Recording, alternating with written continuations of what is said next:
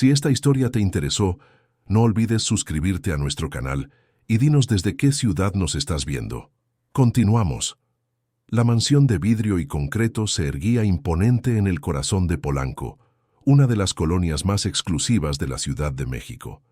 Por fuera era pura sofisticación, líneas rectas, ventanales enormes que reflejaban el cielo, un jardín impecable donde cada hoja parecía haber sido colocada por un diseñador.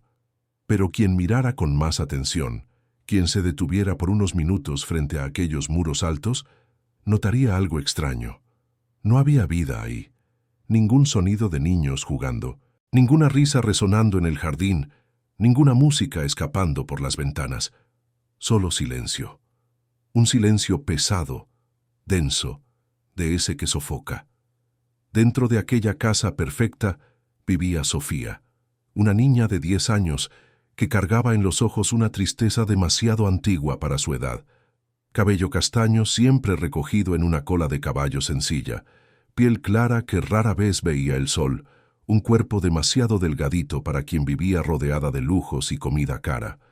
Sofía era una sombra dentro de su propia casa.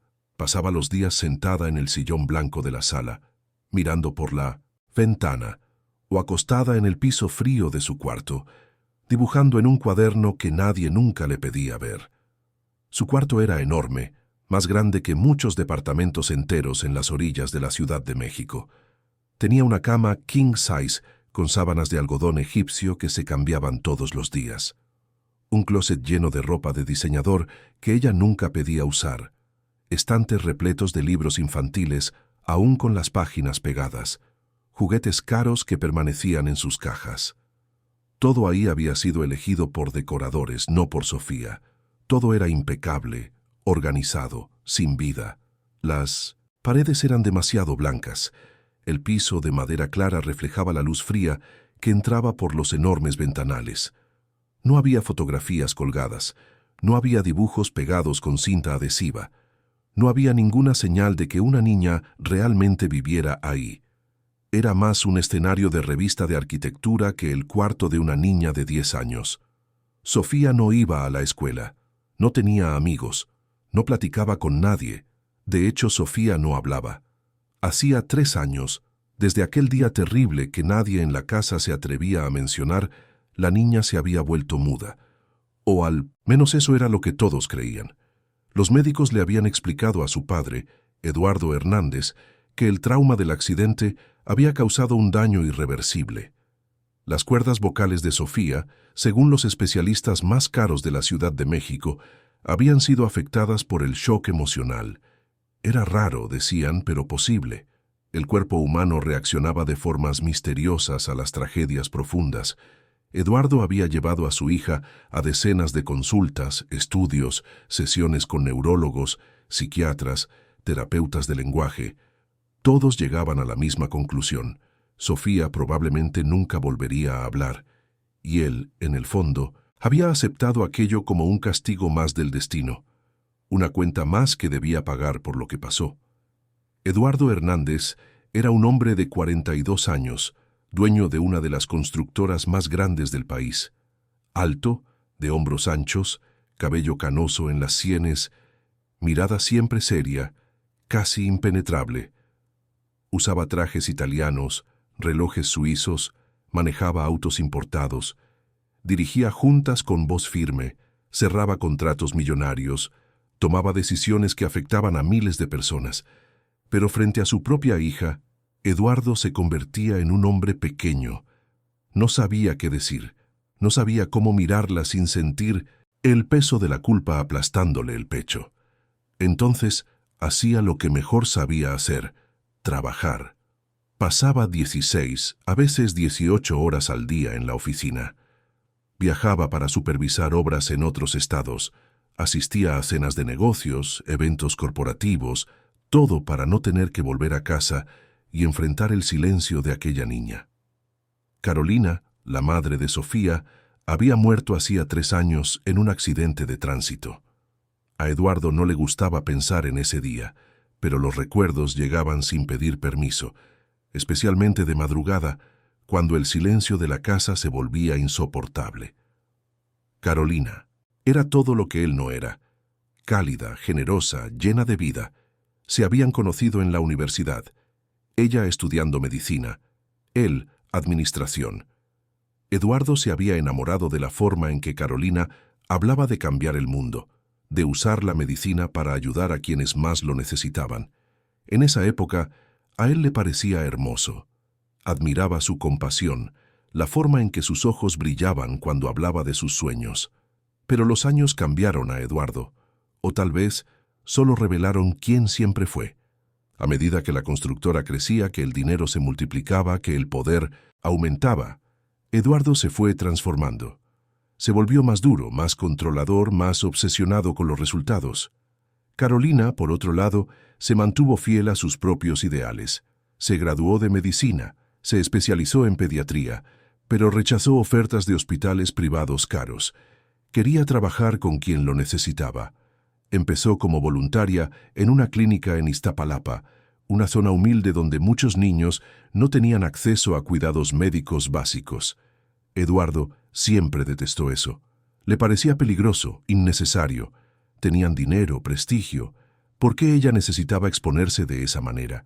Podía hacer donaciones, financiar proyectos, pero no necesitaba ir hasta allá personalmente. No necesitaba ensuciarse las manos. Las discusiones sobre eso comenzaron sutiles, luego se hicieron más frecuentes, más ásperas. Eduardo usaba argumentos de seguridad, de salud pública, de exposición de la familia. Pero lo que Carolina oía entre líneas era control. Él no soportaba no tener control sobre ella. Y aquella mañana, 3 años atrás, la pelea había llegado a un punto sin retorno. Eduardo había descubierto que Carolina planeaba expandir la clínica, conseguir más recursos, incluso consideraba dejar su empleo de medio tiempo en el hospital privado donde trabajaba para dedicarse por completo al proyecto voluntario. Él explotó. Dijo cosas que no debió haber dicho. Amenazó con usar sus contactos en el gobierno de la ciudad para clausurar la clínica por irregularidades que él mismo inventaría. Dijo que si ella insistía en eso, él le pediría el divorcio y lucharía por la custodia de Sofía, usando su dinero y sus abogados para asegurarse de que Carolina nunca más viera a su hija. Eduardo todavía recordaba la expresión en el rostro de Carolina cuando él amenazó con usar sus contactos para cerrar la clínica. Recordaba su voz temblorosa de rabia y decepción, diciendo que él nunca cambiaría, que el dinero y el poder habían devorado al hombre que ella amaba. Carolina tomó a Sofía, que en ese entonces tenía 7 años, y salió de casa. Eduardo llamó de nuevo.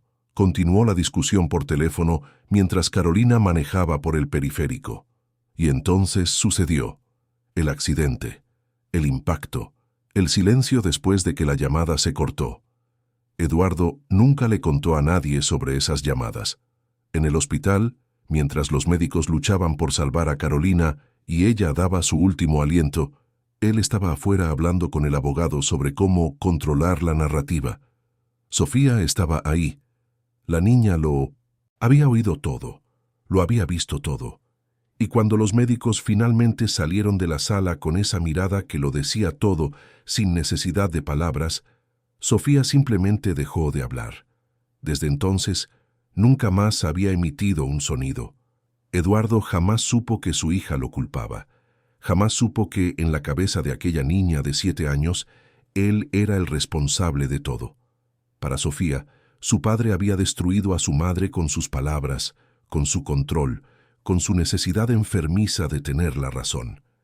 Ella guardaba ese secreto como quien guarda una herida abierta, sangrando, por dentro, invisible para todos.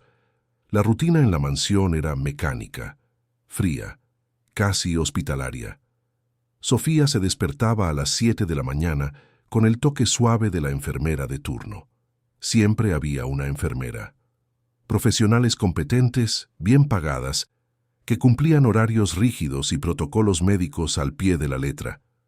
Le tomaban la temperatura a Sofía, le checaban la presión, le administraban los medicamentos recetados por la doctora Leticia Ramírez, la psiquiatra que la atendía desde el accidente. Eran muchos medicamentos.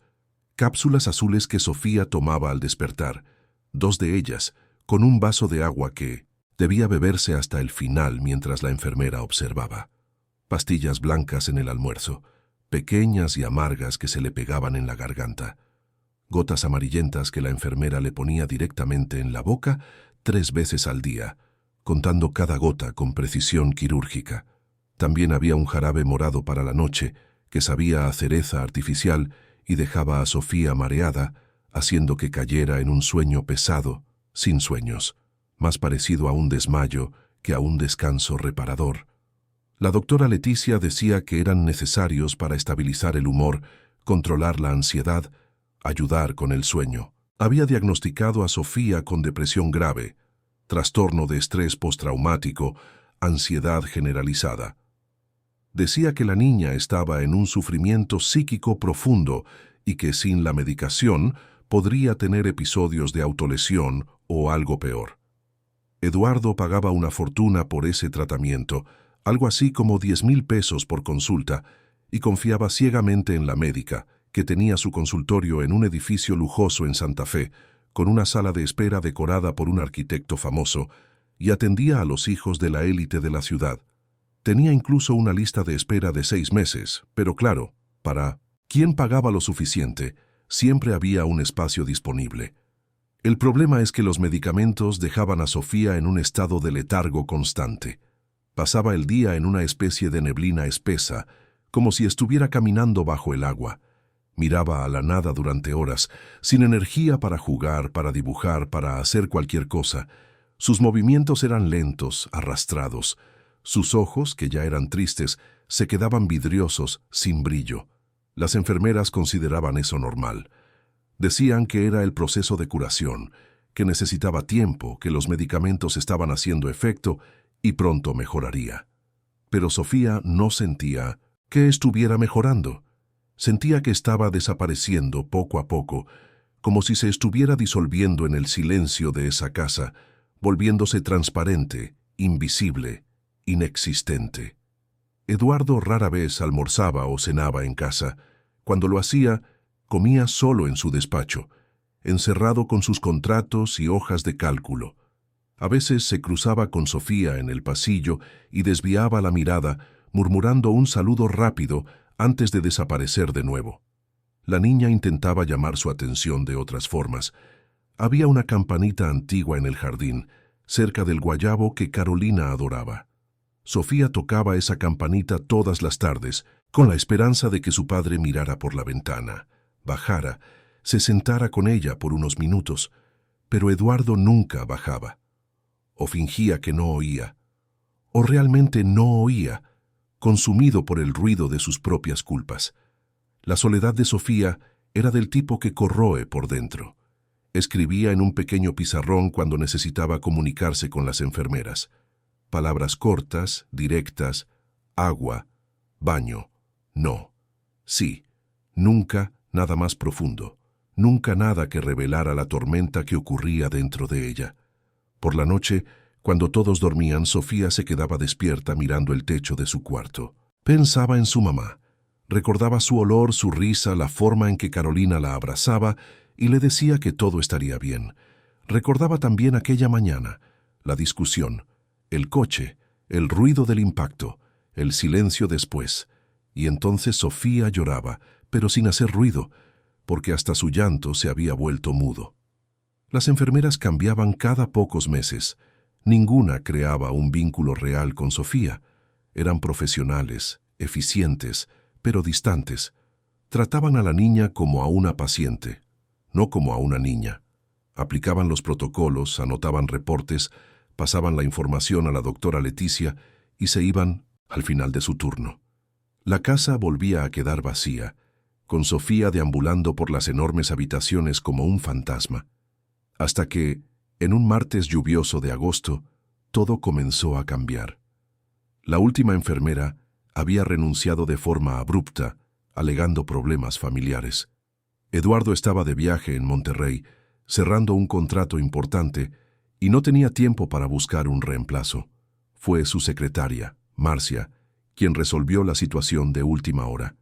Encontró a una mujer a través de una recomendación, alguien que ya había trabajado como cuidadora y estaba disponible de inmediato.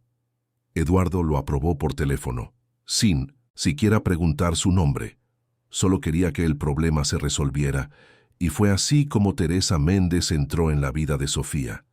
Teresa tenía 53 años, cabello canoso recogido en un chongo sencillo, manos callosas de quien trabajó toda la vida, ojos cafés que cargaban una mezcla de cansancio y bondad.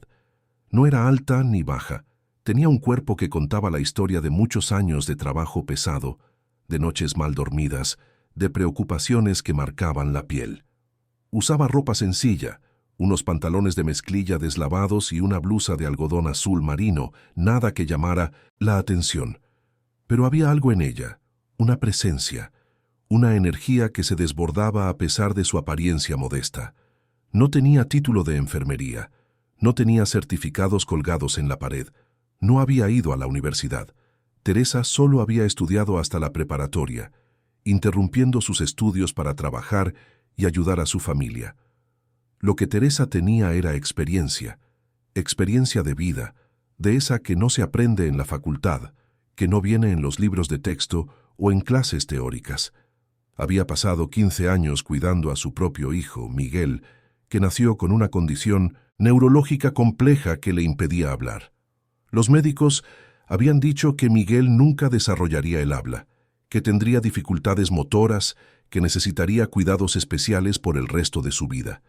Teresa, que en ese entonces era una joven madre soltera de 23 años, recibió ese diagnóstico sola en un hospital público y decidió ahí mismo que haría lo que fuera necesario.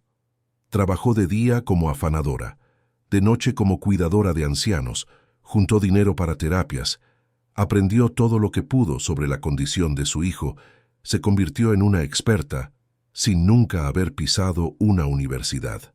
Miguel había fallecido 5 años atrás, a los 18 años. No había sido algo repentino, sino una complicación respiratoria que su frágil cuerpo no pudo superar. Teresa todavía sentía su falta todos los días. Todavía platicaba con él en sus pensamientos. Todavía veía su rostro en cada niño que cuidaba.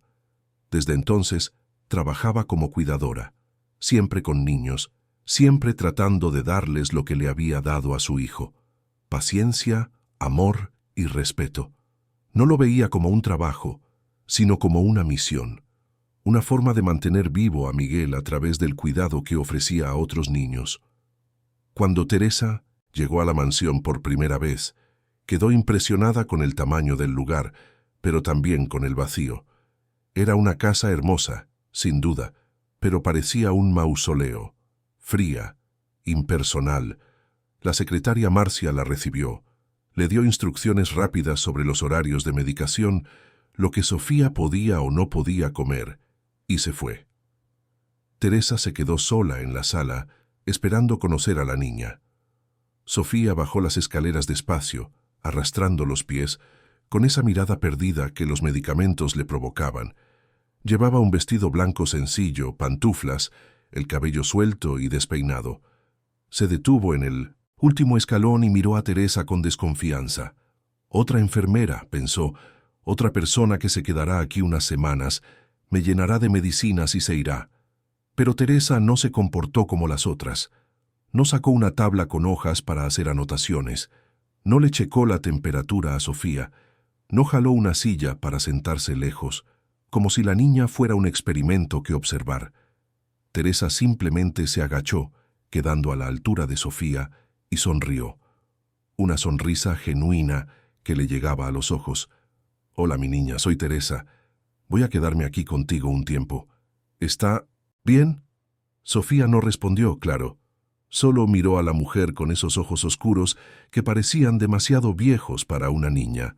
A Teresa no le importó el silencio. Se levantó, miró a su alrededor y preguntó: «¿Ya comiste?» Sofía negó con la cabeza. Las enfermeras solían dejarle una charola con comida preparada por la cocinera que venía en la mañana, pero Sofía rara vez comía. No tenía hambre. O mejor dicho, no sentía nada. Teresa fue a la cocina, una cocina enorme, llena de electrodomésticos caros que rara vez se usaban, y abrió el refrigerador. Encontró ingredientes frescos, pero nada de comida de verdad. Solo ensaladas preparadas, jugos detox, cosas que parecían más medicina que alimento. Teresa suspiró y decidió que iba a cambiar eso. Voy a hacer un arrocito con frijoles para las dos, ¿sí? Y un pollito, comida de verdad. Apuesto a que extrañas eso. Sofía la observó desde la puerta de la cocina, sorprendida. Nadie cocinaba en esa casa desde hacía años. La cocinera que venía por la mañana solo preparaba ensaladas y dejaba todo empacado. Pero Teresa estaba ahí, lavando arroz, sazonando pollo, moviendo ollas, y la cocina comenzó a oler como antes, cuando Carolina todavía estaba viva y cocinaba los fines de semana. Sofía sintió algo extraño en el pecho, algo que dolía pero de una manera diferente, una nostalgia mezclada con un destello de consuelo. Cuando la comida estuvo lista, Teresa puso 2 platos en la mesa de la cocina, no en el enorme y formal comedor de la sala. Se sentó e hizo un gesto para que Sofía se sentara también. La niña dudó, pero obedeció. Teresa comenzó a comer normalmente, sin hacer drama, sin forzar a Sofía a comer también. Solo platicaba, como si estuviera hablando con una amiga. Yo tuve un hijo, ¿sabes, Miguel? Tenía más o menos tu edad cuando empecé a cuidarlo de una forma diferente. Él tampoco hablaba, nunca pudo, pero nos entendíamos. Me miraba y yo sabía lo que quería. A veces no necesitamos palabras para decir lo que sentimos. El silencio también habla, ¿no crees? Sofía miró a Teresa con una intensidad nueva. Algo en esa mujer era diferente. No parecía tenerle lástima. No parecía estar ahí solo por el dinero. Parecía genuinamente interesada, como si Sofía fuera una persona, no un problema que resolver. Teresa continuó. ¿Sabes qué aprendí con Miguel? Que cada persona tiene su tiempo. Hay gente que habla mucho y no dice nada. Y hay gente que se queda en silencio y lo dice todo. No tienes que hablar si no quieres.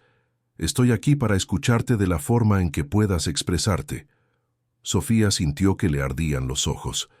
Hacía tanto tiempo que nadie le hablaba de esa manera. Tanto tiempo que alguien la trataba como si importara. Sin darse cuenta, tomó el tenedor y comenzó a comer. Despacio, pero comió. Teresa sonrió de lado, sin hacer alarde, y continuó platicando sobre cosas sencillas. La lluvia afuera, el jardín bonito, el guayabo que debía dar frutos deliciosos. Después de comer, Teresa le preguntó a Sofía si quería hacer algo. La niña tomó su pizarrón y escribió. Dibujar. Teresa asintió y le pidió ver sus dibujos. Sofía la llevó a su cuarto, sacó el cuaderno que estaba escondido debajo de la cama y se lo mostró. Eran dibujos tristes, casas vacías, niñas solas, sombras enormes. Teresa miró cada uno con atención, sin juzgar, sin intentar interpretar o dar sermones. Dibujas muy bien, ¿eh? Pero todo está muy oscuro aquí. ¿Qué tal si mañana dibujamos algo con colores? Podemos ir afuera, al jardín y dibujar las flores, el guayabo. ¿Qué te parece? Sofía escribió en el pizarrón. Nadie me deja ir al jardín. Teresa frunció el ceño. ¿Por qué? La niña escribió. Las enfermeras dicen que es peligroso. Teresa suspiró. ¿Peligroso? ¿Un jardín? ¡Qué tontería! Mañana vamos. ¿Sale? Necesitas tomar sol, respirar aire fresco. No puedes quedarte encerrada aquí para siempre. Sofía miró a Teresa con algo que podría ser esperanza. Hacía tanto tiempo que no sentía esperanza. En los días siguientes, Teresa estableció una rutina completamente diferente a la que Sofía estaba acostumbrada. Se despertaban juntas, desayunaban de verdad, con pan, calientito, mantequilla, jugo natural. Teresa llevaba a Sofía al jardín, donde se sentaban en el pasto, dibujando, platicando unilateralmente, mientras Sofía escribía respuestas cortas en el pizarrón. Teresa cocinaba el almuerzo todos los días, platillos sencillos pero llenos de sazón y cariño. Y lo más importante, Teresa nunca trataba a Sofía como si estuviera rota. Pero había algo que le molestaba a Teresa desde el primer día: los medicamentos. Sofía tomaba una cantidad absurda de medicación. Teresa, que había pasado años lidiando con médicos por Miguel, sabía reconocer cuando algo andaba mal. Esas dosis no eran normales, especialmente los sedantes. Sofía estaba siendo mantenida en un estado casi vegetativo, y Teresa comenzó a sospechar que eso no era solo un protocolo médico. Una noche, cuando Sofía ya dormía, Teresa tomó las cajas de los medicamentos y anotó todos los nombres. Buscó en Internet, en sitios médicos, y se quedó impactada. Aquello era sobremedicación. Ninguna niña debería estar tomando esa combinación de fármacos.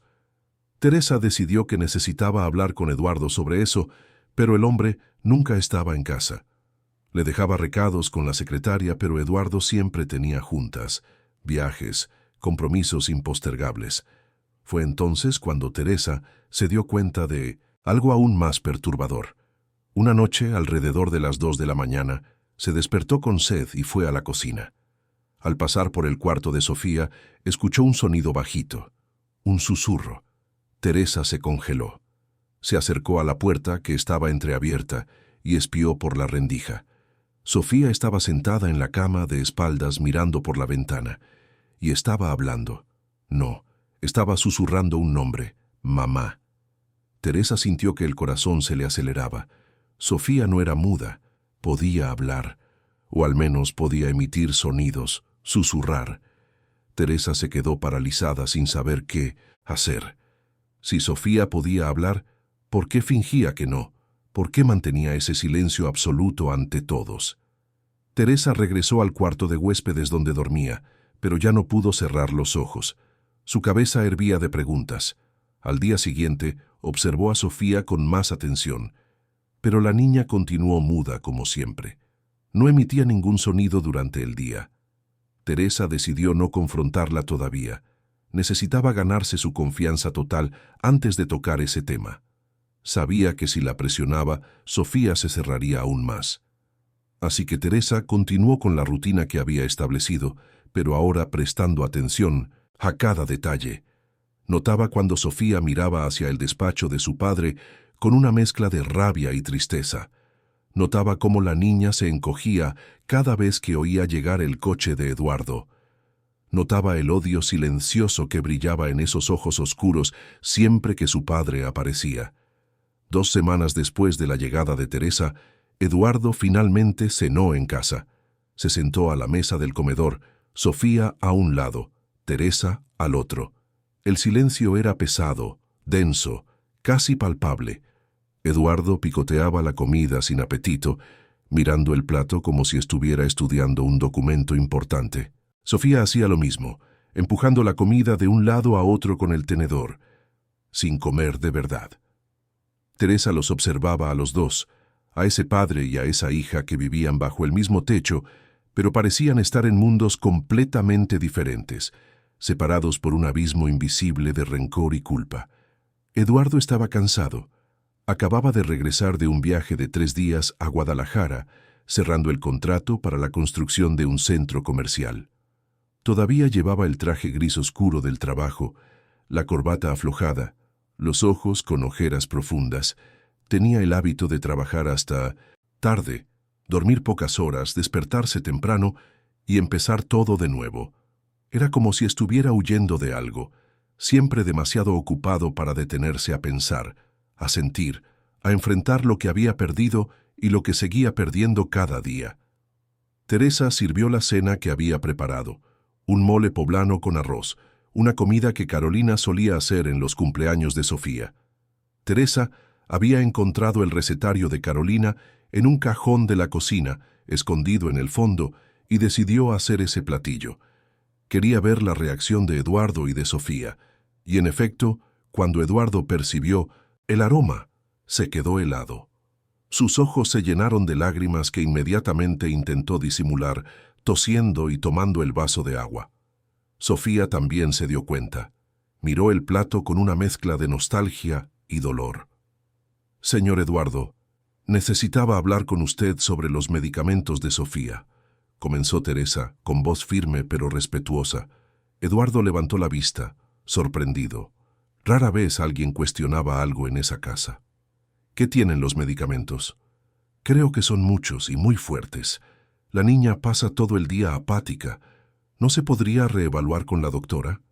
Eduardo frunció el ceño. La doctora Leticia es una de las mejores psiquiatras de la Ciudad de México.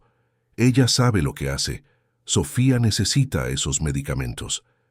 Pero, ¿usted ya intentó preguntarle a Sofía si quiere tomarse todo eso? Insistió Teresa, mirando a la niña.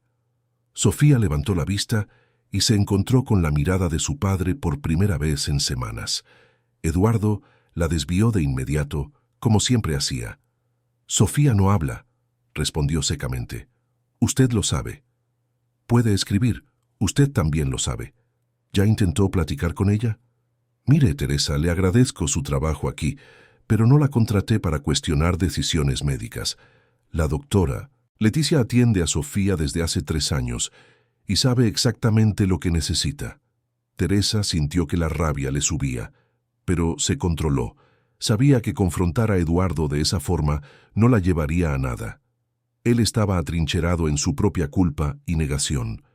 Necesitaba una estrategia diferente. Está bien, señor Eduardo. Solo quería sugerir que tal vez sería bueno intentar otros enfoques también. Terapias complementarias, ¿sabe? Quizás un terapeuta de lenguaje diferente, alguien más humano que trabaje de forma más ligera. Eduardo suspiró cansado. Si cree que va a ayudar, está bien. Hable con Marcia para que agende una cita, pero no cambie nada de los medicamentos sin hablar con la doctora Leticia, ¿entendido? Teresa asintió, pero por dentro ya estaba planeando sus siguientes pasos. Sabía que necesitaba descubrir la verdad sobre Sofía. ¿Por qué la niña fingía ser muda? ¿Qué había pasado realmente ese día, 3 años atrás? ¿Y por qué Eduardo huía de su propia hija como si fuera un fantasma? Esa noche, después de que Eduardo subió a su despacho y se encerró ahí como siempre, Teresa fue al cuarto de Sofía. Tocó suavemente la puerta y entró. La niña estaba acostada, mirando el techo. Teresa se sentó en el borde de la cama y tomó la mano pequeña y fría de Sofía. Sé que guardas muchas cosas dentro de ti, mi niña, y quiero que sepas que estoy aquí, no para juzgarte, no para forzarte a nada, solo para escucharte, de la forma en que quieras hablar. Con palabras, sin palabras, no importa. Ya no estás sola. Sofía miró a Teresa y por primera vez en 3 años, una lágrima rodó por su mejilla.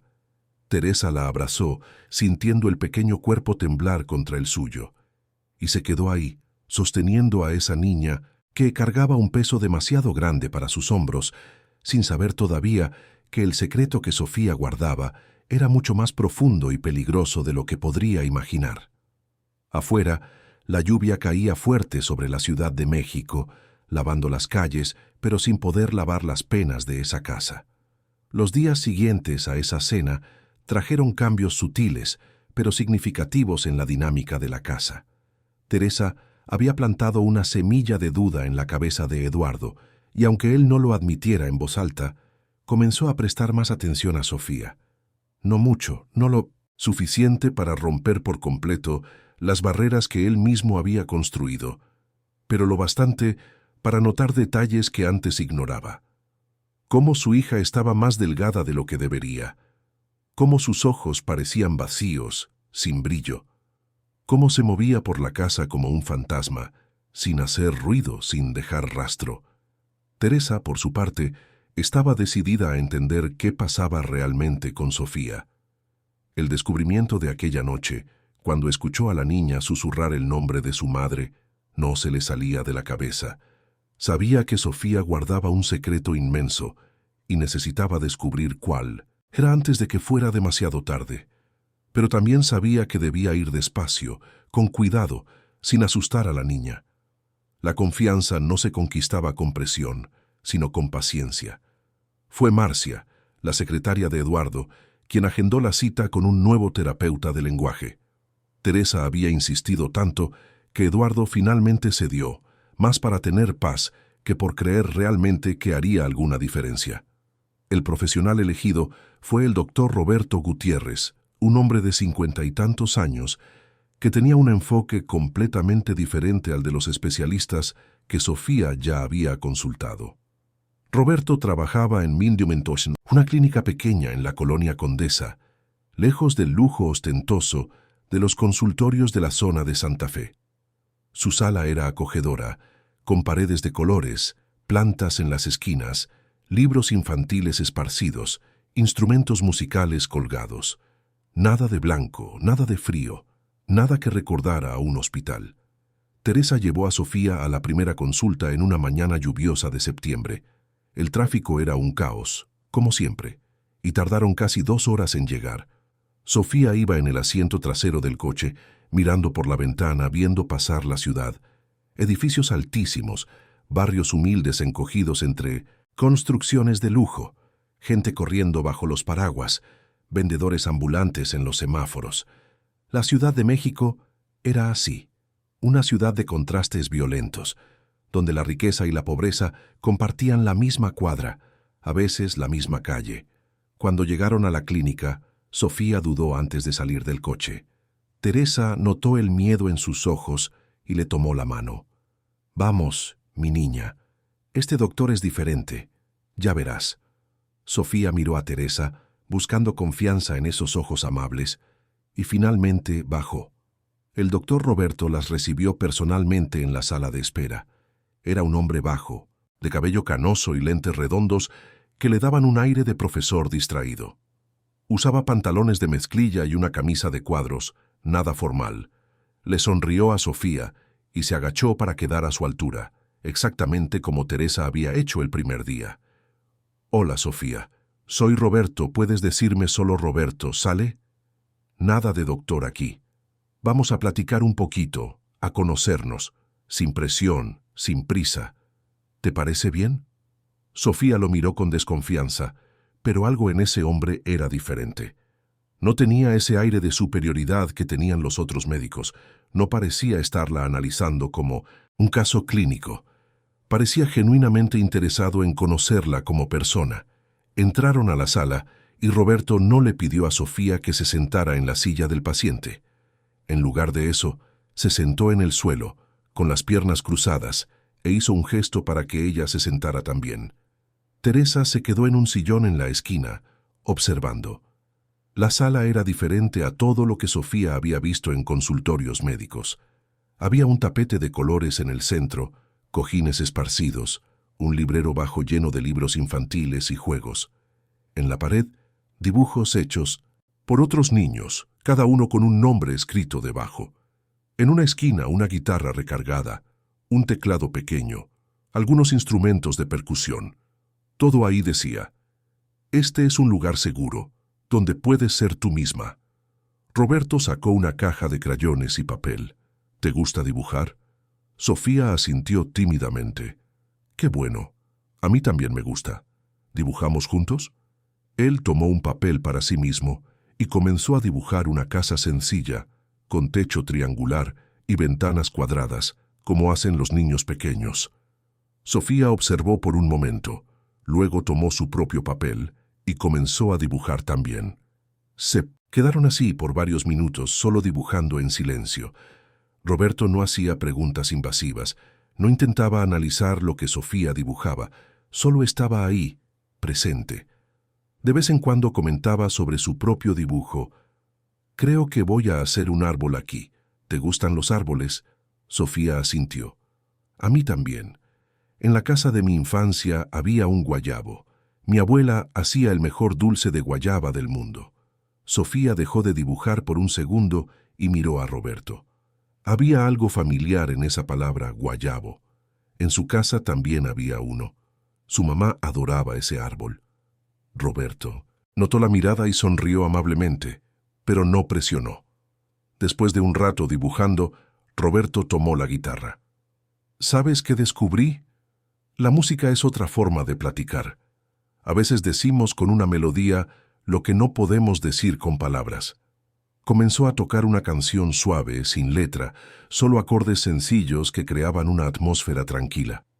Sofía cerró los ojos, escuchando. Hacía tanto tiempo que no escuchaba música de verdad. En la mansión, todo era silencio o ruidos mecánicos. El aire acondicionado, los coches pasando en la calle, las puertas cerrándose. Roberto tocó por unos minutos. Luego se detuvo. ¿Quieres intentar? Sofía negó con la cabeza con miedo. Está bien, no tienes que tocar si no quieres, pero puedo enseñarte algunos sonidos. Por ejemplo, puedes imitar el sonido de la guitarra solo con la boca, como así. Roberto hizo un sonido de siguiendo la melodía que había tocado. Era simple, sin palabras, solo sonido. Sofía lo miró con curiosidad. Roberto continuó, animándola con gestos. Intentó imitar el sonido que él hacía, pero se detuvo antes de emitir cualquier sonido con miedo. Teresa, desde la esquina de la sala, se dio cuenta de la lucha interna de la niña. Sofía quería participar, pero estaba atrapada en su propia farsa, en el silencio que había elegido como arma. Al final de la sesión, Roberto platicó brevemente con Teresa, lejos de Sofía. Ella no tiene ningún daño físico en las cuerdas vocales, al menos no que yo pueda percibir sin exámenes invasivos, y no voy a hacer eso ahora. Su silencio es emocional, psicológico. De eso estoy seguro, pero va a llevar tiempo. No puedo prometer que hablará mañana o en un mes. Su tiempo es su tiempo. Lo que puedo hacer es crear un ambiente seguro donde, si quiere hablar, se sienta cómoda para hacerlo. Teresa estuvo de acuerdo. Era exactamente lo que quería oír. Programaron sesiones semanales, siempre a la misma hora, siempre en la misma sala. La rutina era importante para los niños traumatizados, explicó Roberto. La previsibilidad traía seguridad. Mientras tanto, Teresa seguía investigando los medicamentos que Sofía tomaba. Había anotado todos los nombres y buscado en Internet, pero quería una opinión profesional. Conocía a una farmacéutica, doña Celia, que trabajaba en una farmacia cerca de donde vivía Teresa, en la zona norte. Le llevó la lista de medicamentos para que la analizara. Doña Celia se puso los lentes para leer, miró la lista y frunció el ceño. Híjole, Teresa, esto es muchísimo, muchísimo. Y para una niña. Hizo una pausa releyendo los nombres. Mira, yo no soy doctora, pero llevo 30 años trabajando con medicinas. Esto no está bien. Esta combinación de benzodiazepinas con antipsicóticos, en la dosis que está escrita aquí, dejaría dopado a cualquier adulto. Imagínate en una niña de 10 años. Teresa sintió que se le revolvía el estómago. ¿Entonces es sobremedicación? Celia suspiró. No puedo afirmarlo con certeza. Solo un médico puede. Pero si me preguntas mi opinión personal, sí. Parece demasiado. Y mira, hay unos medicamentos aquí que ni siquiera deberían usarse juntos. La interacción entre ellos puede ser peligrosa. Teresa le dio las gracias y salió de la farmacia con el corazón apretado. Necesitaba confrontar a la doctora Leticia, pero sabía que no podía hacerlo sola. Necesitaba pruebas, respaldo. Decidió hablar de nuevo con Roberto. La semana siguiente, durante la sesión con Sofía, Teresa aprovechó un momento en que la niña estaba distraída dibujando y le mostró la lista de medicamentos a Roberto. Él la leyó y su expresión se puso seria. ¿Puedo tomarle una foto a esto? Teresa asintió. Roberto fotografió la lista con su celular y prometió consultar a un colega psiquiatra de confianza. 2 días después, Roberto le llamó a Teresa. Su voz estaba tensa. Teresa, necesito hablar contigo personalmente. ¿Puedes venir a la clínica mañana sin Sofía? Teresa fue. Y lo que Roberto le contó la dejó en shock. Le había mostrado la lista a una psiquiatra infantil, la doctora Fernanda Costa, que trabajó por años en el Hospital General. Fernanda se horrorizó. Dijo que esa medicación era totalmente inadecuada para una niña, que algunos de los medicamentos ni siquiera estaban aprobados para uso pediátrico, que las dosis estaban muy por encima de lo recomendado. Y más, Roberto descubrió que la doctora Leticia tenía un historial cuestionable. Había procesos éticos en el Consejo de Salubridad por prescripción irregular, pero nada que hubiera resultado en una sanción efectiva. Tenía conexiones, abogados caros y siempre lograba librarse. Teresa, tienes que sacar a esa niña de las manos de esa doctora, dijo Roberto con urgencia. Y tienes que hacerlo ya. Si continúa con esa medicación, Sofía puede tener secuelas permanentes, daños neurológicos, dependencia química. Esto es muy serio. Teresa salió de la clínica temblando. ¿Cómo iba a hacer eso? Eduardo confiaba ciegamente en la doctora Leticia. Nunca le creería a Teresa, una simple cuidadora sin formación académica, contra una psiquiatra de renombre. Necesitaba un plan. Esa noche, Teresa no pudo dormir. Se quedó acostada en el cuarto de huéspedes, mirando el techo, pensando, y entonces lo escuchó de nuevo. Pasos ligeros en el pasillo. La puerta del cuarto de Sofía abriéndose despacio. Teresa se levantó, fue a la puerta de su propio cuarto y la entreabrió, solo lo suficiente para ver. Sofía estaba en el pasillo, descalza en camisón, caminando hacia el despacho de su padre. Pero Eduardo no estaba en casa, había viajado de nuevo. Sofía entró al despacho y encendió la luz. Teresa esperó unos segundos y la siguió, en silencio. Cuando llegó a la puerta del despacho, vio a Sofía sentada en el sillón de piel de Eduardo, frente al escritorio, y estaba hablando. No en voz alta, pero hablando. Su voz era ronca, débil, como si las cuerdas vocales no estuvieran acostumbradas a funcionar, pero hablaba. Te odio tanto. Tú la mataste. Tú mataste a mi mamá. Teresa sintió que las lágrimas le brotaban. Sofía estaba platicando con su padre ausente, diciendo todo lo que había guardado dentro de sí durante 3 años. Teresa se quedó paralizada, sin saber si debía intervenir o no. ¿Por qué no dejas de trabajar? ¿Por qué no me miras? Estoy aquí, estoy viva. Pero actúas como si yo me hubiera ido con ella. La voz de Sofía estaba cargada de dolor, de rabia, de abandono. No me quieres. Nunca me quisiste. No quería haber nacido. Teresa no aguantó. Entró al despacho y se arrodilló junto a Sofía. La niña se asustó, con los ojos muy abiertos, e inmediatamente se quedó muda de nuevo. Teresa le tomó las manos. Sofía, mi niña, te escuché hablar. Sofía comenzó a temblar. Intentó soltar sus manos, pero Teresa la sostuvo con firmeza, sin lastimar, solo impidiendo que huyera. No tienes que tenerme miedo. No le voy a decir a tu papá, todavía no. Pero necesito que confíes en mí. Necesito que me cuentes qué pasó, por favor. Sofía miró a los ojos de Teresa y vio algo que no había visto en mucho tiempo. Sinceridad. No había juicio ahí, no había miedo, no había decepción. Solo amor genuino. Y fue eso lo que rompió la barrera. Sofía abrió la boca y con la voz fallando, ronca como si estuviera oxidada, dijo, «No soy muda, nunca lo fui. Solo fingí». Las palabras salieron con dificultad, se rompían a la mitad, le lastimaban la garganta. Años sin usar la voz de verdad le habían cobrado factura. Pero estaba hablando.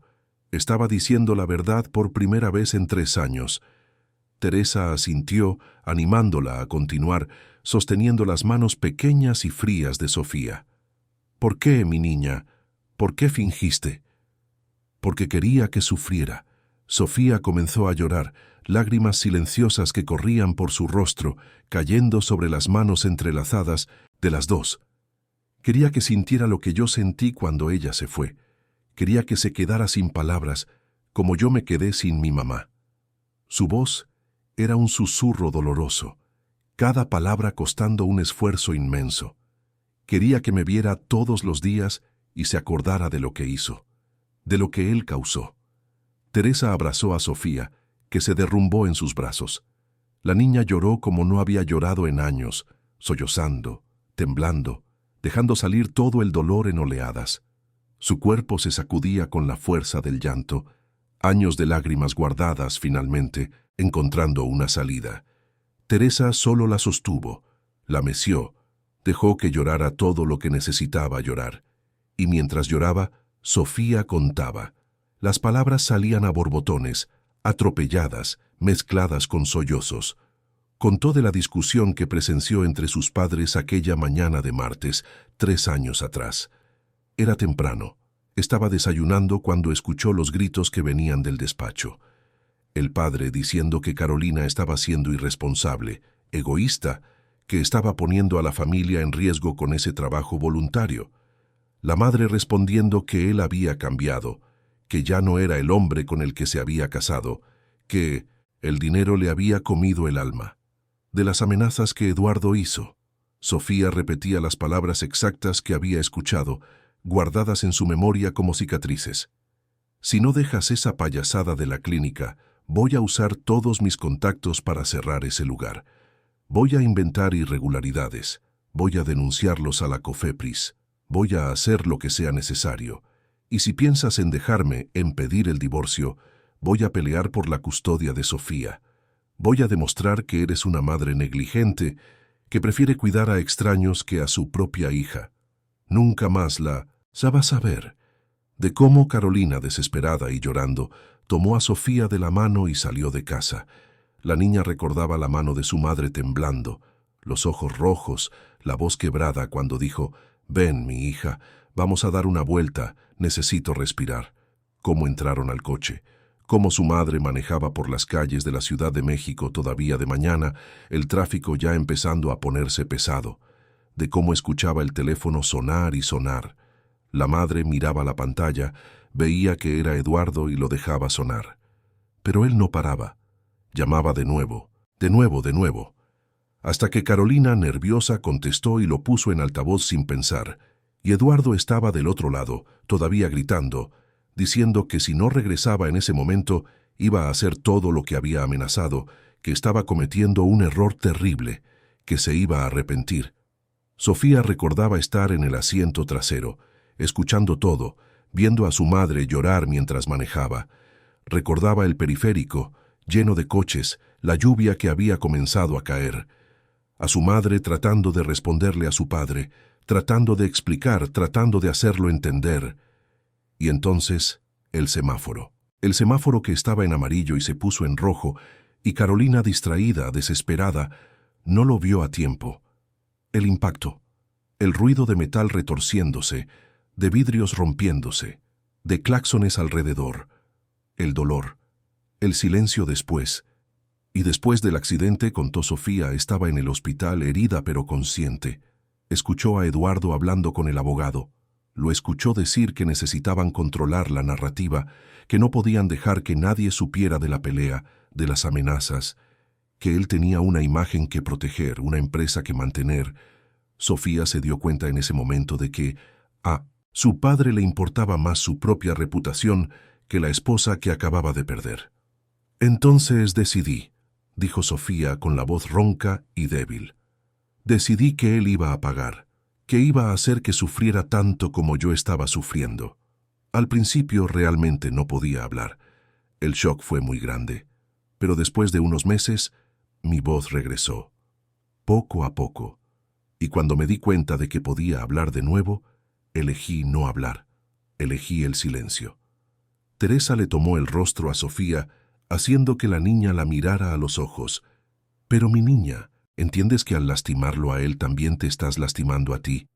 Estás atrapada en este silencio, estás perdiendo años de tu vida. ¿Tu mamá querría eso para ti?»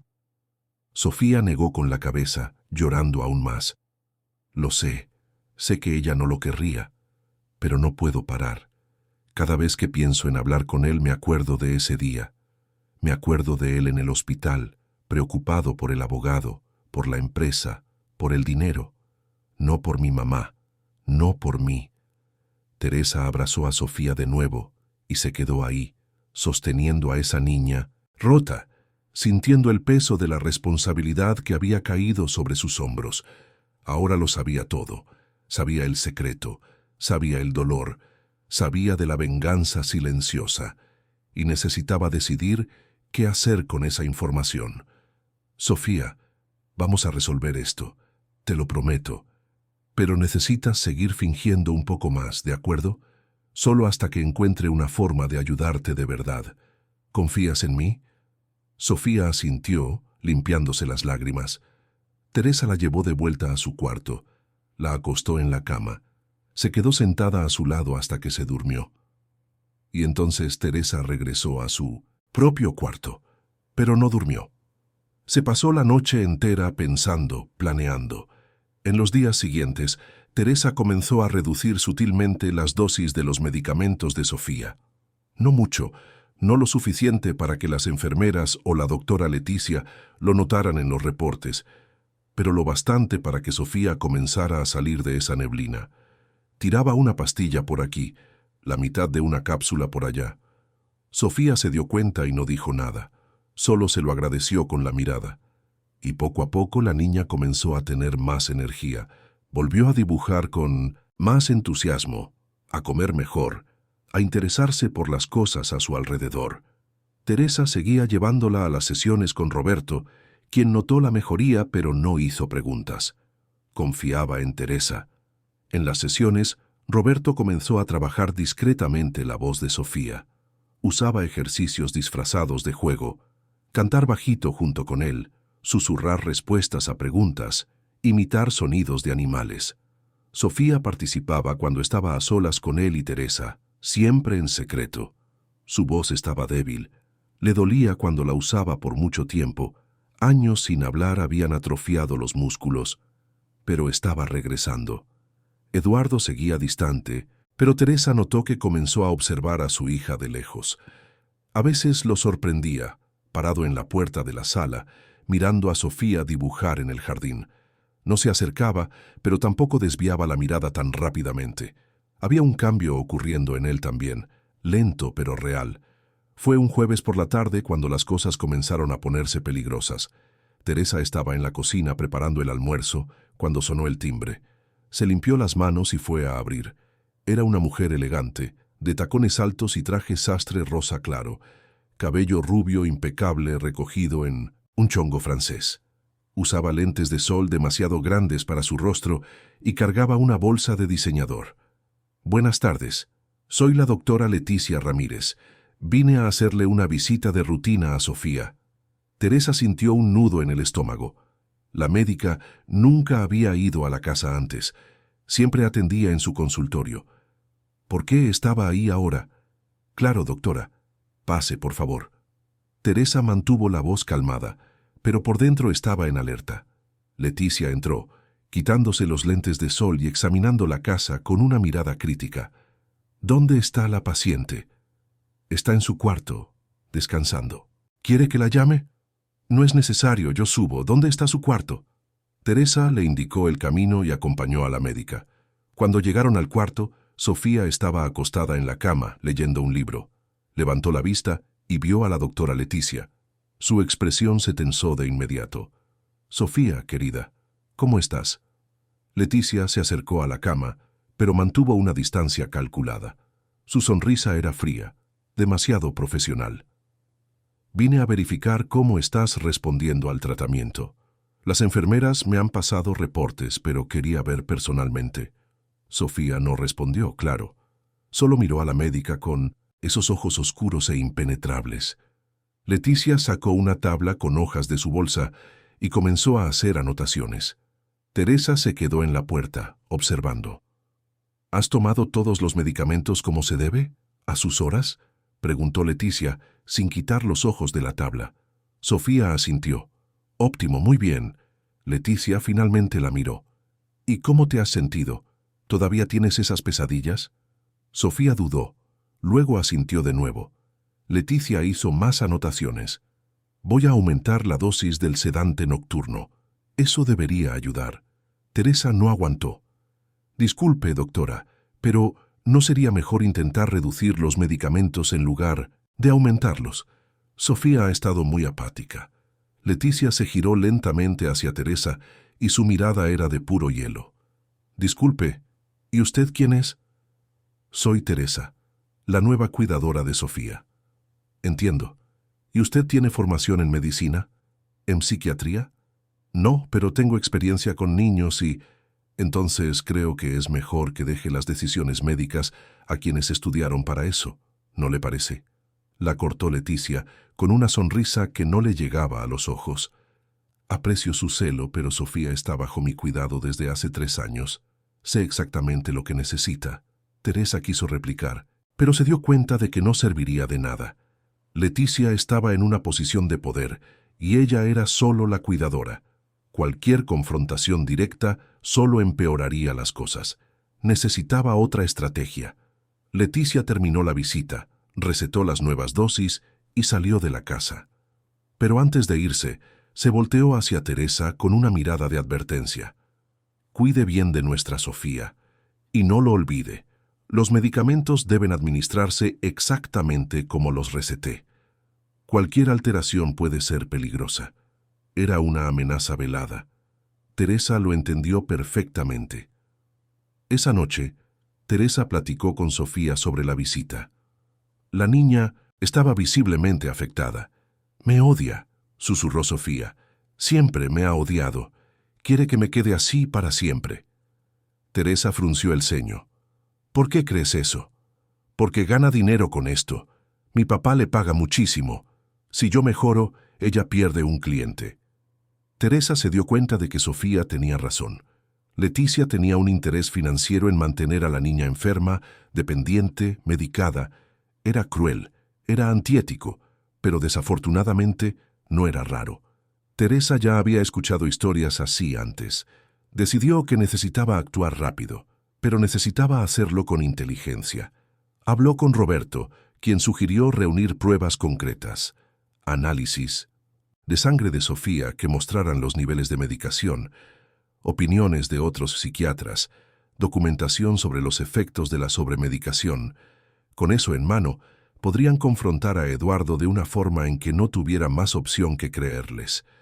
Teresa también comenzó a anotar todo en un cuaderno: los horarios de los medicamentos, las dosis recetadas, las reacciones de Sofía, los cambios de comportamiento cuando ella reducía las dosis.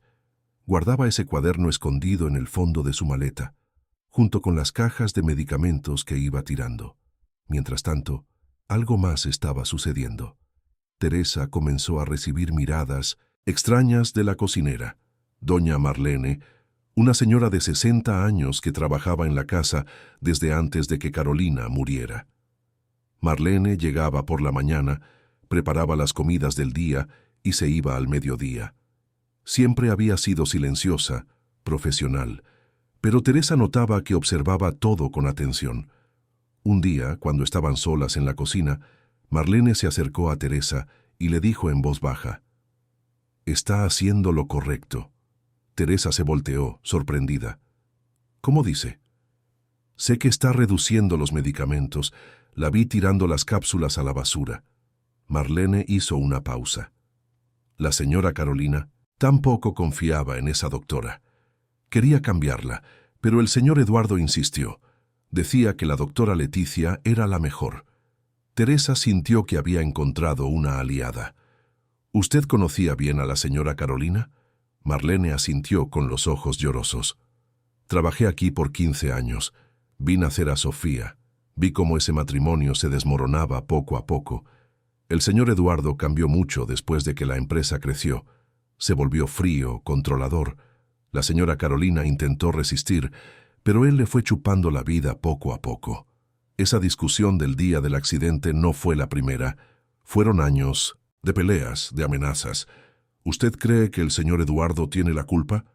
Marlene suspiró profundamente. «Culpa directa no. Él no causó el accidente, pero él la orilló a eso. La señora Carolina estaba desesperada ese día. La vi salir con Sofía. Estaba temblando, llorando, y él se quedó aquí gritando por teléfono». Marlene se secó los ojos. Sofía escuchó todo. Estaba con su mamá en el coche. Ella sabe todo. Teresa asintió. «Lo sé. Me lo contó». Marlene miró a Teresa con esperanza. «Usted puede salvar a esa niña. Tiene que sacarla de aquí, lejos de esa doctora, lejos de esas medicinas. Y si es posible, lejos de él también».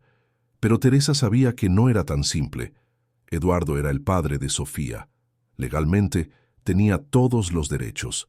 Y además, Teresa todavía creía que padre e hija podían reconectarse, que era posible sanar esa relación. Solo necesitaban tiempo, verdad y valor. Lo que Teresa no sabía es que el tiempo se estaba acabando y que fuerzas que ni siquiera imaginaba estaban a punto de entrar en acción. La noche siguiente, cuando Teresa llevó a Sofía a dormir, encontró algo extraño debajo de la puerta de su cuarto. Un sobremanila sin remitente. Lo abrió con cuidado. Dentro había una foto antigua de Carolina saliendo de un edificio de oficinas en el centro histórico. Al reverso, escrito a mano con letra temblorosa: ella sabía demasiado, y ahora tú también. Teresa sintió un escalofrío. Alguien la estaba observando, alguien sabía que estaba investigando, y ese alguien le estaba advirtiendo que estaba en territorio peligroso. Teresa guardó la foto en su cuaderno secreto y decidió que no podía esperar más. Necesitaba actuar, necesitaba proteger a Sofía y necesitaba descubrir quién estaba detrás de esa nota antes de que fuera demasiado tarde. Afuera, la noche de la Ciudad de México pulsaba con sus millones de vidas, sus secretos, sus historias. Y dentro de esa mansión de vidrio, una guerra silenciosa apenas comenzaba. Teresa no durmió esa noche. Se quedó sentada en la cama del cuarto de huéspedes, mirando la foto que había encontrado bajo la puerta. Carolina saliendo de un edificio de oficinas, con expresión preocupada, mirando a los lados como si la estuvieran siguiendo. La foto era antigua, probablemente tomada semanas antes del accidente. ¿Qué estaba haciendo Carolina ahí? ¿Qué edificio era ese? ¿Y quién había tomado esa foto? Las preguntas giraban en la cabeza de Teresa sin parar. Sabía que se estaba metiendo en algo peligroso, algo que iba más allá de la sobremedicación de Sofía o los secretos de una familia rica. Había algo más grande sucediendo, algo que alguien quería mantener oculto a toda costa. Por la mañana, cuando el sol comenzó a entrar por la ventana, Teresa tomó una decisión. Necesitaba descubrir qué edificio era el de la foto, y para eso necesitaba ayuda. Tomó su celular y le llamó a Roberto. Necesitaba contarle todo, mostrarle la foto, pedirle consejo. Roberto contestó al tercer timbrazo, con la voz todavía adormilada. «Bueno, Teresa, ¿todo bien? Son las 6 de la mañana». «Roberto, disculpa que te despierte tan temprano, pero es urgente. Necesito mostrarte algo. ¿Puedes verme en la clínica más tarde?» «Claro. ¿Qué tal a las 9?» Roberto ya estaba más despierto, notando la urgencia en su voz. «Perfecto. Te veo ahí». Teresa dejó a Sofía durmiendo, le avisó a doña Marlene que necesitaba salir temprano y tomó un taxi a la Condesa. Cuando llegó a la clínica, Roberto ya estaba ahí, con 2 cafés listos. Se sentaron en su consultorio y Teresa le mostró la foto y la nota. Roberto estudió la imagen con atención. «Conozco este edificio. Está en el centro, cerca de Bellas Artes. Es un edificio antiguo, hay varios despachos de abogados ahí». Le dio la vuelta a la foto. ¿Ella sabía demasiado? ¿Sabía qué? Teresa negó con la cabeza. «No sé, pero alguien me está advirtiendo que deje de investigar. Alguien me está vigilando». Roberto se puso serio. «Teresa, tal vez deberías ir a la policía. Esto puede ser peligroso». «¿Y decir qué? ¿Que recibí una foto anónima?» «No van a hacer nada». Teresa suspiró. «Necesito descubrir qué está pasando antes de hacer cualquier movimiento. Si no, puedo poner a Sofía en riesgo». Roberto pensó por un momento. «Tengo un amigo que es periodista de investigación. Andrés Suárez trabaja para un portal de noticias independiente. Es bueno para descubrir cosas. ¿Quieres que hable con él?» Teresa dudó, pero asintió. «Sí, por favor». Roberto llamó en ese mismo momento. Andrés contestó rápidamente y después de escuchar la historia resumida, aceptó ayudar. Quedaron de verse esa tarde en el mismo edificio de la foto. Teresa regresó a la mansión tratando de parecer normal. Sofía estaba despierta, desayunando con Marlene. La niña miró a Teresa con preocupación. Incluso sin hablar, sus ojos preguntaban: «¿Dónde estabas? ¿Está todo bien?» Teresa sonrió y asintió, transmitiendo calma. Pero por dentro estaba tensa. Sabía que las próximas horas serían decisivas. Por la tarde, Teresa le dijo a Marlene que necesitaba llevar a Sofía a una consulta y salieron juntas. Tomaron un Uber al centro. El tráfico era infernal, como siempre, y tardaron casi 1 hora en llegar.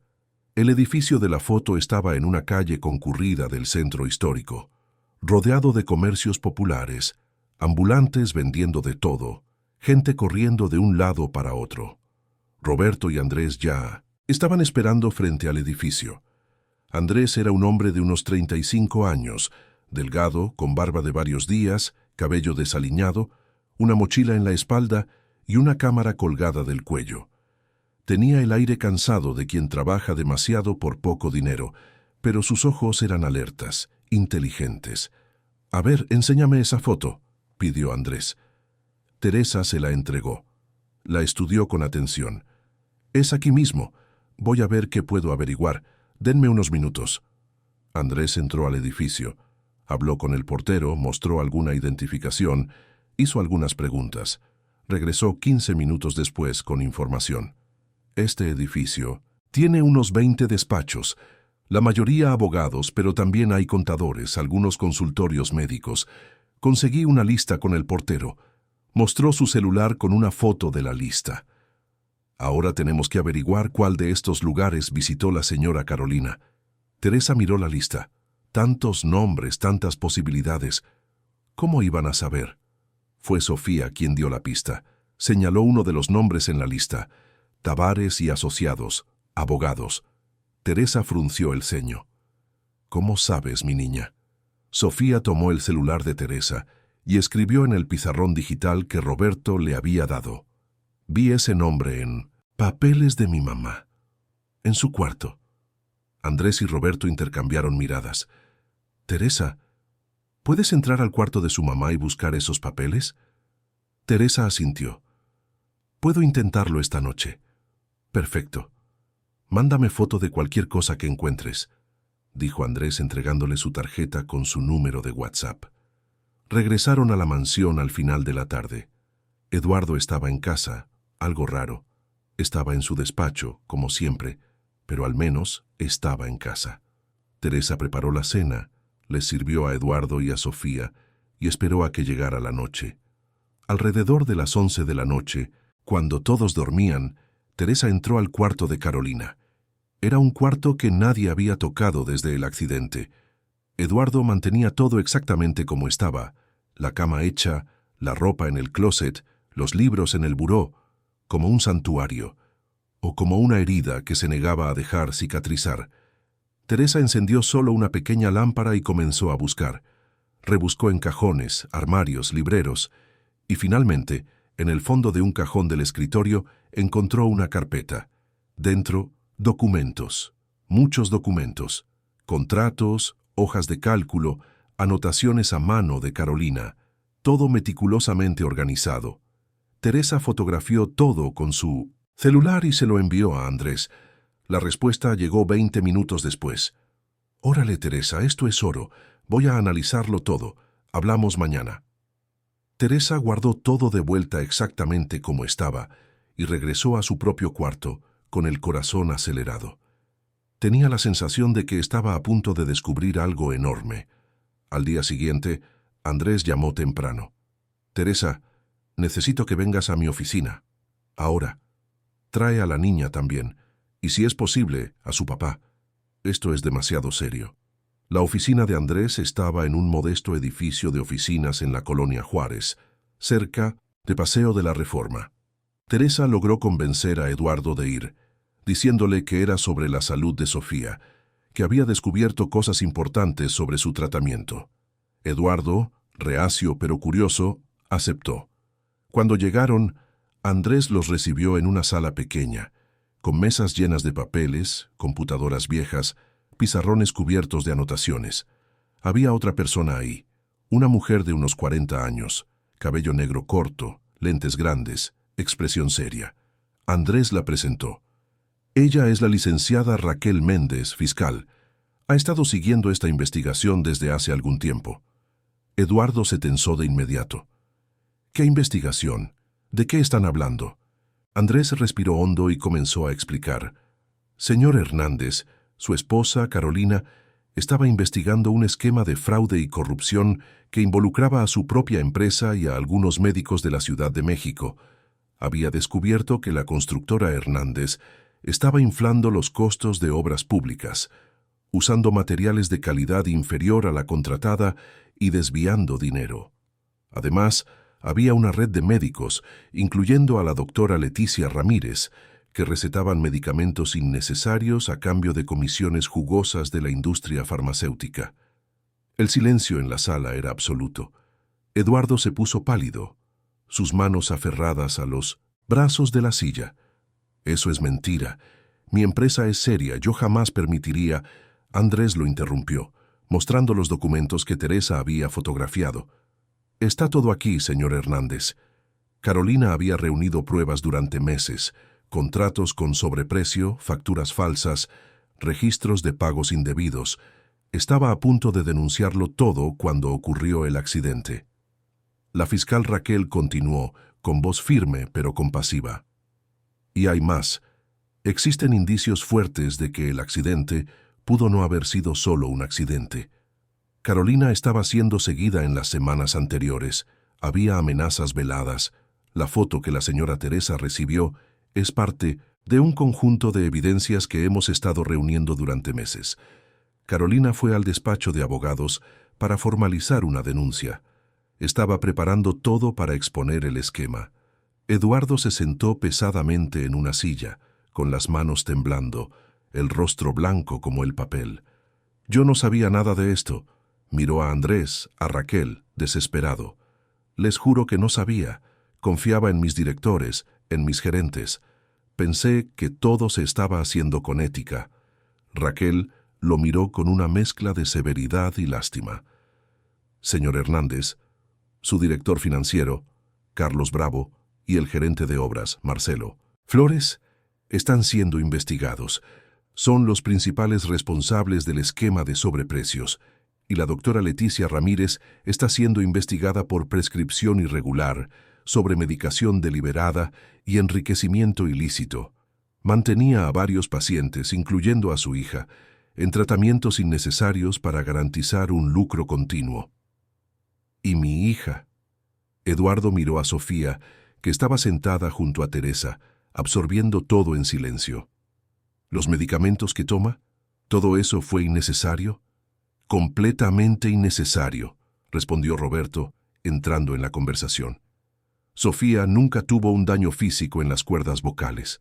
El trauma inicial fue real, pero podría haberse recuperado naturalmente con terapia adecuada. En lugar de eso, la doctora Leticia la mantuvo sedada, dopada, para prolongar el tratamiento indefinidamente. Eduardo se cubrió el rostro con las manos, los hombros temblando. Dios mío, ¿qué hice? ¿Qué permití que le hicieran a mi hija?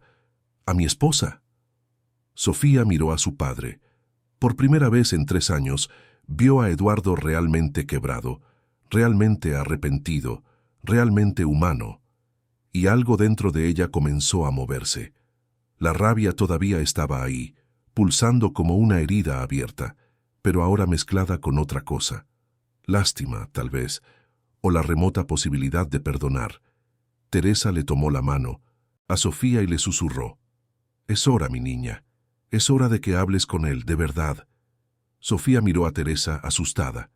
Teresa asintió, animándola, sus ojos transmitiendo fuerza y seguridad. Eduardo levantó la cabeza, confundido, mirando de una a otra. ¿Hablar? Pero no puede hablar, es muda.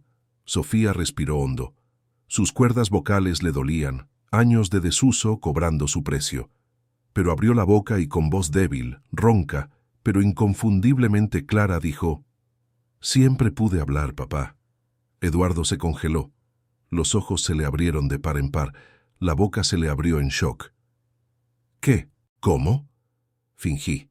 Continuó Sofía, cada palabra costándole un esfuerzo inmenso, pero saliendo con determinación. Fingí ser muda porque quería castigarte, porque te culpaba por la muerte de mamá, porque pensé que merecías sufrir tanto como yo estaba sufriendo. Las lágrimas comenzaron a correr por el rostro de Eduardo, silenciosas, abundantes. Sofía continuó, su voz volviéndose un poco más fuerte con cada frase. Yo escuché todo ese día, su discusión, las amenazas que le hiciste. Estaba en el coche con ella cuando llamaste, gritando, diciendo que ibas a destruir todo lo que ella amaba. Estaba llorando, desesperada, temblando. Y por eso no vio el semáforo. Por eso ocurrió el accidente. Por tu culpa. Eduardo se levantó, se tambaleó, dio un paso hacia Sofía, pero se detuvo sin saber qué hacer, como si no tuviera derecho a acercarse. Sofía, yo no sabía que estabas escuchando. Nunca imaginé que mis palabras pudieran causar tanto daño. Pero lo causaron, dijo Sofía, con la voz ahora firme, cargada de años de dolor reprimido. La mataste con tus palabras, con tu control, con tu necesidad de tener siempre la razón, de estar siempre al mando. Y después de que se fue, me abandonaste. Me dejaste sola en esta casa enorme, llena de extraños, llena de medicinas que no necesitaba. Elegiste el trabajo, siempre el trabajo, en lugar de mirarme, de abrazarme, de llorar conmigo. Eduardo cayó de rodillas al suelo, ahí mismo, frente a todos, sollozando como un niño. Sofía, perdóname. Por favor, perdóname. Destruí todo. Destruí a tu madre. Te destruí a ti. Destruí a nuestra familia. Soy un cobarde. Huí de ti porque no podía mirarte a los ojos sin ver todo lo que hice mal, sin verla a ella, sin sentir la culpa sofocándome. Sofía se bajó de la silla. Por un momento se quedó parada mirando a su padre de rodillas frente a ella. Teresa contuvo la respiración. Andrés, Roberto y Raquel observaban en silencio absoluto. Y entonces Sofía dio un paso adelante, y otro, y se arrodilló frente a su padre, y por primera vez en 3 años abrazó a Eduardo. Eduardo la sostuvo como si estuviera sosteniendo su propia vida, sollozando, temblando, repitiendo, «Perdóname, perdóname, perdóname». Sofía lloraba también, pero ahora eran lágrimas diferentes. No eran solo de dolor, eran de alivio, de liberación, de una puerta abriéndose después de años cerrada. «No sé si puedo perdonarte». «Todavía», susurró Sofía al oído de su padre. «Duele demasiado, pero quiero intentarlo. Quiero intentarlo porque estar enojada me está matando por dentro. Y mamá no querría eso para mí. Ella querría que yo viviera». Eduardo se apartó un poco, mirando a Sofía a través de las lágrimas. «Voy a arreglar esto, todo esto. Voy a arreglar la empresa, voy a cooperar con las investigaciones, voy a hacer justicia por tu madre, y voy a ser el padre que te mereces. Aunque me lleve el resto de mi vida, te prometo que lo seré». Sofía asintió, todavía llorando, pero ahora con una leve sonrisa en los labios. Una sonrisa pequeña, frágil, pero real.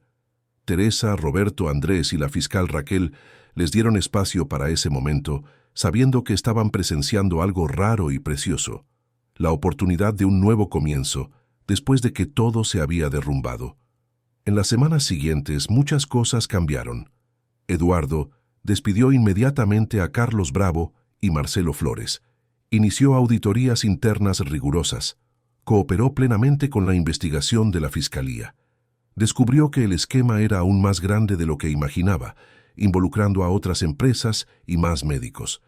Quedó impactado por su propia ceguera, por cómo se había dejado envolver tanto por los números y las ganancias que perdió de vista lo que realmente importaba. La doctora Leticia Ramírez fue formalmente procesada por mala praxis médica, sobremedicación deliberada, corrupción y asociación delictuosa.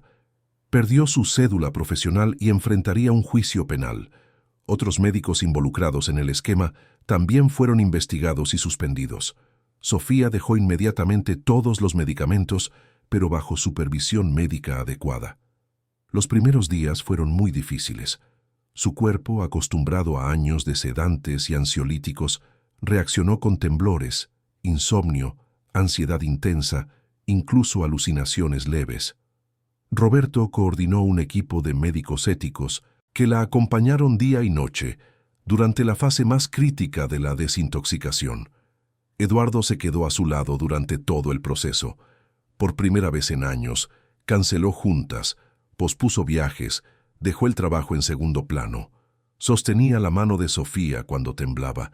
Se quedaba despierto con ella durante las noches de insomnio, Platicaba con ella sobre miedos y esperanzas. Comenzó también terapia vocal intensiva con Roberto y otros especialistas. Sofía descubrió que años sin usar la voz de verdad habían atrofiado los músculos, causado rigidez en las cuerdas vocales. Cada sesión dolía, cada ejercicio era un desafío, pero persistió. Y poco a poco su voz regresó, más fuerte, más clara, más viva. Eduardo redujo drásticamente sus horas de trabajo, delegó responsabilidades, contrató a un nuevo equipo de directores, todos cuidadosamente investigados. Estableció una nueva cultura en la empresa, basada en la transparencia y la ética. Perdió algunos contratos por negarse a participar en esquemas dudosos, pero ganó algo mucho más valioso: integridad. Cenaba con Sofía todos los días, sin excepción. La llevaba a pasear los fines de semana. Visitaban lugares que Carolina amaba: el bosque de Chapultepec, donde Carolina corría todas las mañanas; el Museo de Mininomesen, Arte Moderno, donde pasaba horas admirando el arte; la clínica en Iztapalapa, donde trabajaba como voluntaria. Eduardo conoció a las personas que Carolina había ayudado. Escuchó historias sobre su bondad, sobre cómo cambiaba vidas. Poco a poco, padre e hija comenzaron a reconstruir un vínculo que parecía imposible meses atrás. No era fácil. Había recaídas emocionales, días en que Sofía se despertaba enojada con su padre, recordando todo lo que había hecho, todos los años perdidos. Días en que Eduardo se hundía en la culpa, pensando que no merecía el perdón de su hija, que simplemente debería desaparecer de su vida. Pero platicaban. Hacían terapia juntos con una psicóloga especializada en duelo y reconstrucción familiar. Lloraban juntos, se gritaban cuando lo necesitaban y, poco a poco, sanaban juntos. No era una cura completa, no era un final feliz de película, pero era real, era honesto, era posible. Eduardo creó la Fundación Carolina Hernández, dedicada a ofrecer atención médica gratuita a niños de escasos recursos, exactamente como Carolina soñaba hacer a gran escala. Invirtió millones de su propio bolsillo, reclutó a los mejores profesionales, construyó clínicas en barrios pobres de la Ciudad de México. Sofía participaba activamente en las decisiones, ayudando a elegir los proyectos, visitando las clínicas, conociendo a los niños atendidos. Teresa, después de 6 meses en la mansión, decidió que era hora de partir. Sofía ya no la necesitaba. Necesitaba a su padre. Y Eduardo, finalmente, estaba listo para ser padre de verdad, para estar presente, para amar sin miedo. Teresa rechazó todas las ofertas de Eduardo. Él intentó darle un departamento, un coche, un puesto bien pagado en la fundación. Ella lo rechazó todo. Solo pidió una foto de Sofía sonriendo de verdad para guardarla junto con las fotos de Miguel. La mañana en que Teresa se fue, Sofía la abrazó fuerte y le susurró con la voz ya recuperada: «Gracias por enseñarme a usar mi voz de nuevo. No solo para hablar, sino para vivir. Me salvaste la vida». Teresa sonrió, con lágrimas corriendo por su rostro arrugado. «La voz siempre estuvo en ti, mi niña. Solo necesitabas el valor para usarla, y eres la niña más valiente que he conocido». Eduardo también le agradeció, emocionado, sosteniendo las manos callosas de Teresa. «Usted salvó a mi hija, salvó a mi familia, me salvó a mí. ¿Cómo podré algún día pagarle todo esto?». Teresa negó con la cabeza, con su sonrisa amable y cansada. «Solo cuídela, sea el padre que ella merece, esté presente, esté vivo, esté de verdad. Ese es el único pago que quiero». Y se fue, llevando solo una maleta gastada y un corazón lleno de gratitud por haber hecho una diferencia en la vida de esa niña, por haber ayudado a romper el silencio de una casa entera, por haber sido testigo de la transformación de una familia rota en una familia que, poco a poco, aprendía a sanar. Los años pasaron. Sofía creció fuerte, decidida, llena de vida. Volvió a estudiar, terminó la preparatoria con excelentes calificaciones. Entró a la Facultad de Medicina. Se graduó con honores, se especializó en psiquiatría infantil, dedicándose a cuidar a niños con traumas emocionales, con dificultades de comunicación, con historias dolorosas. Trataba a cada niño como una persona, nunca como un diagnóstico. Nunca recetaba medicamentos sin una necesidad real. Usaba su propia historia para entender su dolor, para mostrarles que era posible sanar, que era posible vivir de nuevo, que el silencio podía romperse y la voz podía regresar. Eduardo transformó por completo la empresa. La constructora Hernández se convirtió en un modelo de ética y transparencia en el sector. Ganó premios de responsabilidad social, de sustentabilidad, de gobierno corporativo. Pero Eduardo decía que el premio que más le importaba era la sonrisa de su hija. Era poder cenar con ella. Era escuchar su voz todos los días. Nunca se volvió a casar. Decía que Carolina había sido el amor de su vida y que, aunque le había fallado terriblemente, pasaría el resto de sus días honrando su memoria a través de acciones concretas, a través del amor por la hija que habían creado juntos. La relación entre padre e hija nunca fue perfecta. Las cicatrices permanecieron. Sofía todavía tenía pesadillas a veces. Todavía se despertaba llorando recordando el accidente. Eduardo todavía cargaba la culpa. Todavía se preguntaba si realmente merecía el perdón que su hija le ofrecía poco a poco. Pero aprendieron a convivir con las imperfecciones, a transformarlas en fuerza en lugar de debilidad. Cenaban juntos todas las semanas sin falta.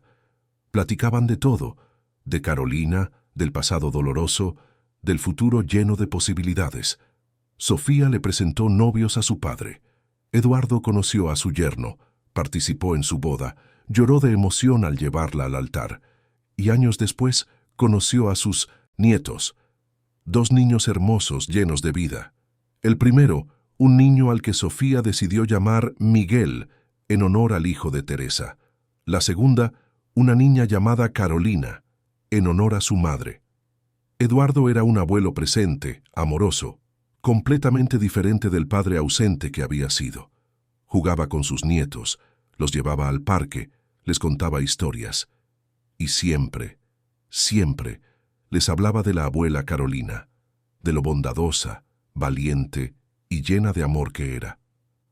Una tarde de domingo, 20 años después de aquel día terrible en el periférico, Sofía llevó a su propio hijo, el pequeño Miguel de 5 años, a visitar la tumba de Carolina. Eduardo fue con ellos. Llevaron flores frescas, guayabas que habían cortado del árbol de la mansión, un dibujo que el niño había hecho. Colocaron todo con cuidado sobre la tumba limpia, bien cuidada. Se quedaron ahí en silencio por unos minutos, cada uno perdido en sus propios pensamientos. El pequeño Miguel rompió el silencio con la inocencia típica de los niños. «Abuelo, ¿la abuela Carolina está en el cielo?» Eduardo miró a su nieto, luego a Sofía.